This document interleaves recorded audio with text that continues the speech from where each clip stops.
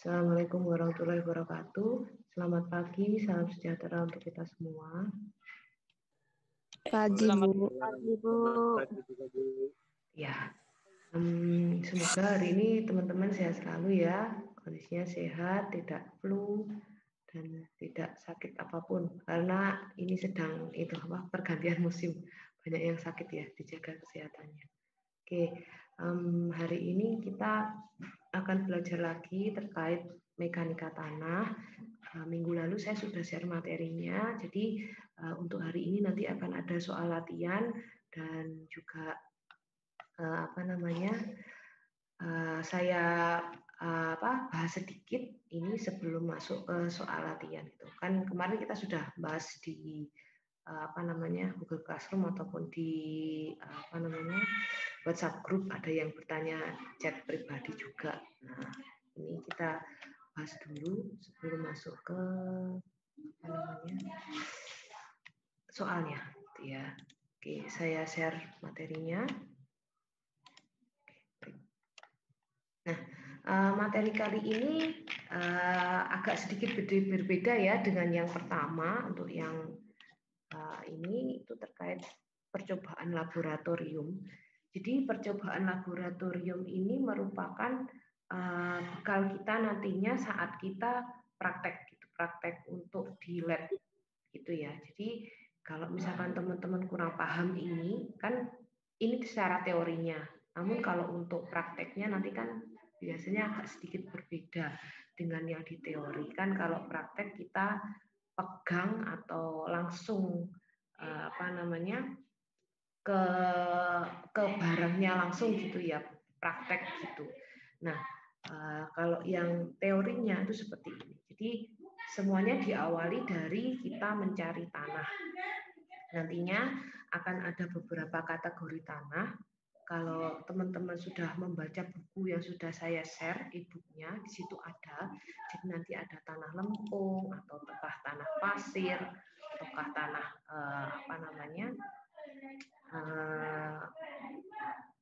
lempung, pasir, atau tanah yang sedikit ke kapur itu ada nantinya. Nah, silahkan nanti teman-teman yang belum baca, silahkan baca bukunya, di situ ada. Nah, semuanya akan diawali dari volume tanah basah. Kenapa volume tanah basah?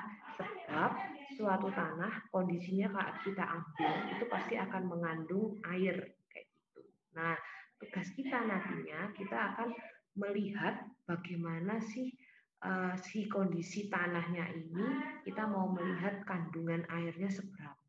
Nah, kasarannya nanti kita ambil tanah basah, kemudian kita timbang, terus kemudian kita oven si tanahnya, selanjutnya kita timbang lagi. Nah, dari situ nanti kelihatan tanah yang pertama kita ambil, kita timbang tadi itu beratnya berapa, kemudian setelah kita oven beratnya berapa, kemudian itu tinggal dikurangi saja. Seperti itu secara kasarnya. Namun ada beberapa, kalau misalkan pengurangannya kan rumusnya seperti ini ya, cuma untuk memasukkan kalau kita mau tahu berat volume tanah basah kan agak sedikit berbeda. Nanti dihitung juga dengan volume cincinnya. Cincin itu tempat perletakan si tanahnya kayak gitu ya. Tuh. Oke, saya mulai. Jadi prosedur pelaksanaan kita nanti akan menekan sebuah cincin ke dalam tanah asli, kemudian meratakan bagian atas dan bawahnya. Tanah beserta cincin nantinya ditimbang. Bila berat volume cincin diketahui, maka berat volume tanah basah dapat dihitung sebagai berikut. Jadi kan nanti ada penekan gitu loh, ada penekan ngepres untuk si tanahnya agar tanahnya itu tujuannya rata. Nanti kalau teman-teman ke lab mungkin lebih tahu kondisinya, peralatannya apa saja untuk kita melaksanakan pengambilan data perhitungannya kayak gitu. Nah, kita harus konsisten ya dari awal. Jadi untuk penamaan Jadi misalkan berat cincin kita beri nama W1, kemudian berat cincin plus tanah W2 dan seterusnya. Simbol-simbol tersebut akan konstan dari awal sampai akhir. Jangan sampai beda, namun biar seragam gitu tujuannya ya. Kalau saya ngambilnya dari buku, jadi nanti kalau misalkan teman-teman masih, mungkin kalau saya ada salahnya, teman-teman bisa cross check lagi dengan buku atau mengingatkan saya, boleh silakan. Kita sembari belajar, saya juga kemungkinan kan namanya orang masih ada salahnya. Jadi kalau teman-teman mengetahui saya ada salah, silakan, tidak apa-apa diingatkan gitu ya.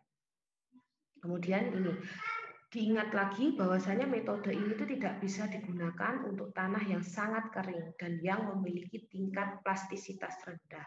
Jadi tujuannya kita kan memang mengetahui volume tanah basah. Jadi tidak bisa kalau tingkat plastisitasnya rendah dan tanahnya terlalu kering gitu. Jadi tidak cocok untuk perhitungan ini. Kemudian kadar air. Kadar air itu kegunaannya untuk menentukan kadar air tanah, yaitu perbandingan berat air yang terkandung dalam tanah dengan berat tanah kering. Dinyatakan dalam persen. Jadi diingat-ingat ada beberapa rumus yang nanti outputnya hitungannya dalam persen kayak gitu. Nah, untuk prosedur pelaksanaannya seperti yang sudah tertulis di awal, tanah yang akan diperiksa akan ditaruh di cawan yang bersih dan telah diketahui beratnya. Jadi teman-teman harus aware, harus hati-hati dan melihat kondisi cawan yang nantinya akan dipakai. Kadang setelah dipakai untuk praktek, kemungkinan entah yang jaga labnya kelupaan membersihkan atau teman-teman yang setelah menggunakan lupa tidak dibersihkan gitu. Nah, itu kondisinya harus memang benar-benar hanya cawan.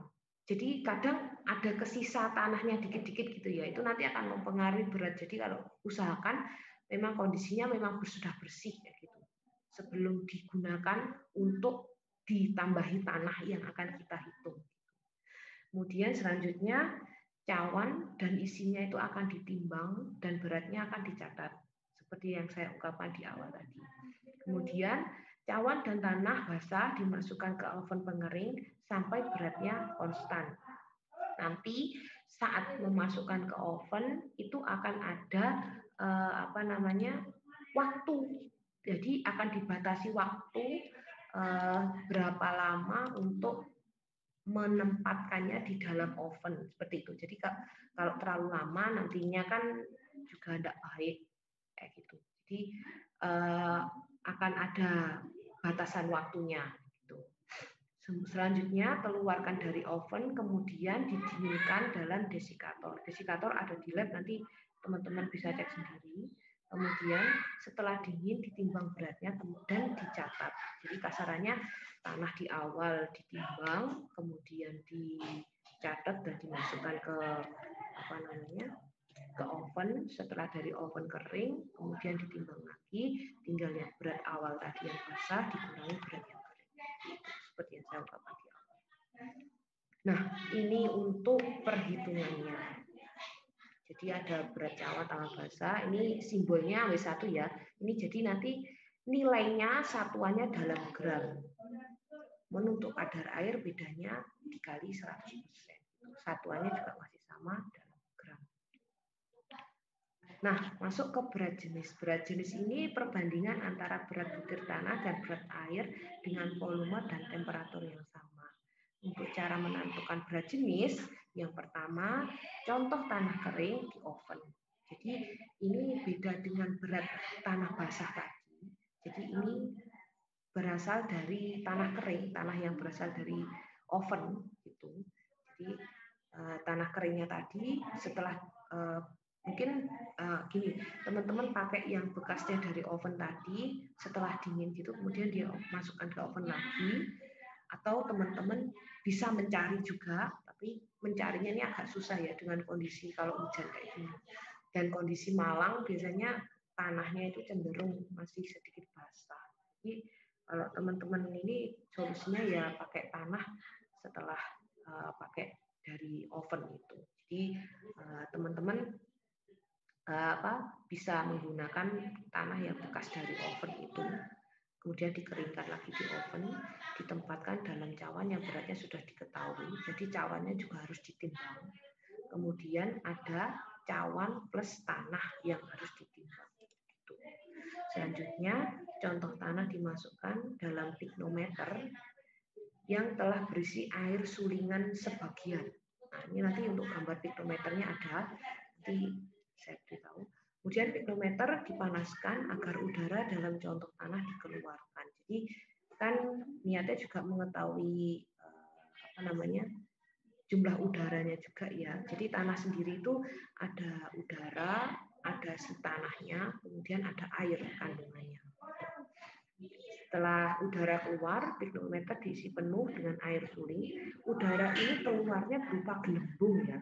Jadi nanti kalau sudah ada gelembungnya keluar, diisi lagi dengan air suling, kemudian dimasukkan dalam bejana suhu konstan sampai temperaturnya merata. Selanjutnya yang terakhir, permukaan luar dari pignometer dikeringkan, kemudian ditimbang. Ini sebagai misalnya. Nah, untuk berat jenis tanah ini dapat ditentukan dengan rumus yang ini ya. Itu nanti teman-teman bisa baca sendiri. Selanjutnya untuk cara penentuan kalibrasi pignometernya. Jadi untuk pignometer itu perlu namanya dikalibrasi. Untuk kalibrasinya, pignometer diisi aquades tepat 500 cc. Jadi usahakan untuk jadi gini, sebenarnya kalau untuk penggunaan air kalau sesuai dengan teori ya, dengan harusnya semua pelaksanaan di sipil sendiri itu menggunakan air bersih. Namun di prakteknya kadang kita mengetahui tukang kayak gitu, kalau misalkan mencampur spesi ada yang pakai air dari sungai gitu. Sebenarnya itu salah. Kenapa? Air sungai untuk sekarang itu kan cenderung kotor. Kalau di tempat saya seperti itu. Kalau di tempat kalian mungkin beberapa masih bisa ditemukan mata air ya. Kalau di tempat saya sudah cenderung kotor. Jadi harusnya wajib menggunakan air PDAM lah kalau di tempat saya. Nah, kenapa harus menggunakan air bersih? Sebab suatu air sendiri itu kan pasti kandungannya itu kan beda-beda. Takutnya kalau air di daerah pesisir misalkan itu kan banyak mengandung garam ya. Nah, itu nantinya bisa mempengaruhi si betonnya. Kalau jika kita membuat spesi pun juga berlaku untuk perlakuan tanah yang kita nantinya gunakan misalkan buat batu bata merah misalkan seperti itu. Harusnya pakai tetap airnya air bersih. Namun pelaksanaannya beberapa tidak menggunakan air bersih sebab yang penting air saja itu digunakan. Tapi sebenarnya enggak. Itu kalau misalkan kita cek akan ada pengaruhnya sesuai rumus fisika ya, kimiawi, di kimia kan ada reaksi jika suatu bahan misalkan mengandung korosi kayak gitu. Nah, nanti kan kayak semen kayak gitu ya, spesi. Itu kan nanti ketemunya sama besi. Jadi kalau sama tulangan.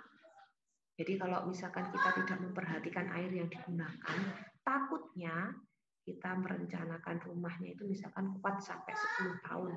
Itu 5 tahun aja sudah ambruk, roboh karena korosi. Misalkan seperti itu. Jadi usahakan jika nanti teman-teman membuat satu bangunan gitu ya, usahakan teman-teman ini menggunakan air yang memang benar bersih kayak gitu.